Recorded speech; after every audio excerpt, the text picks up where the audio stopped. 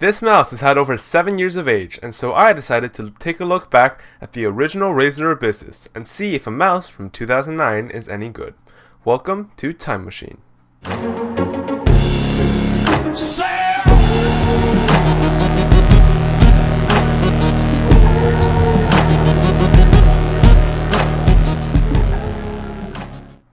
The mouse I have is the original Razer Abyssus, which released on November 10, 2009, almost 7 years ago.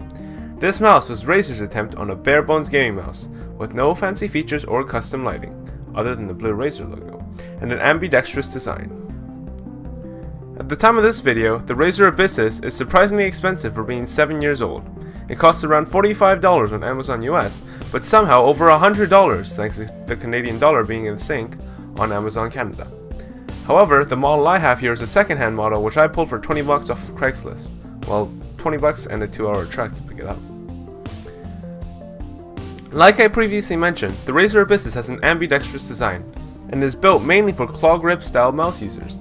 Personally, I didn't find the mouse shape all that unnerving, mainly due to the fact that I don't care much about the grip style I had. Something I didn't really enjoy was the matte soft touch finish. Of course, this has its pros and cons. First of all, it feels great, provides grip, and makes the mouse feel overall comfortable to hold.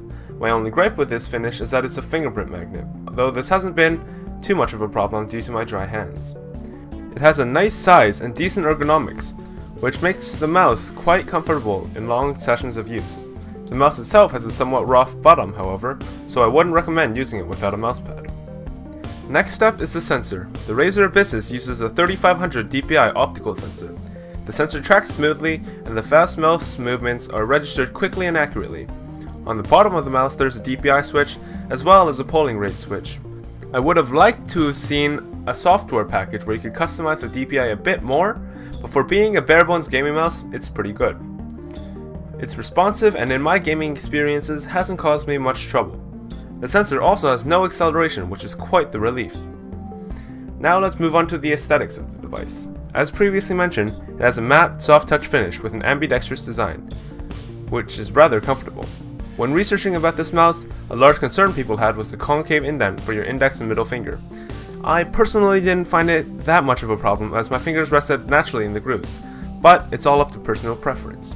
However, I do feel like some of the angles on the mouse are quite sharp and can be somewhat uncomfortable in long periods of use. Another large aesthetic piece of the mouse is the sometimes obnoxious blue Razer LED.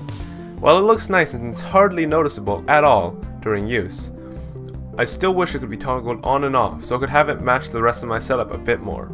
At the same time, my setup is quite messy, so it isn't too much of a worry.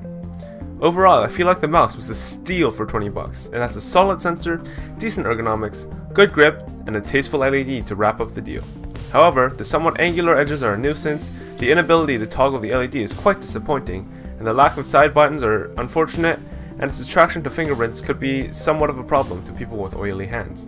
But as a first gaming mouse, I feel like this is definitely worth looking into. Once the price lowers a bit, of course. Anyways guys, thanks for watching. If you enjoyed this video, hit the like button, and if you want to see more, subscribe. Also, if you have any thoughts on this mouse, or suggestions for future videos, leave it in the comments below. Again, thank you so much for watching, and I'll see you in the next video. Wired out.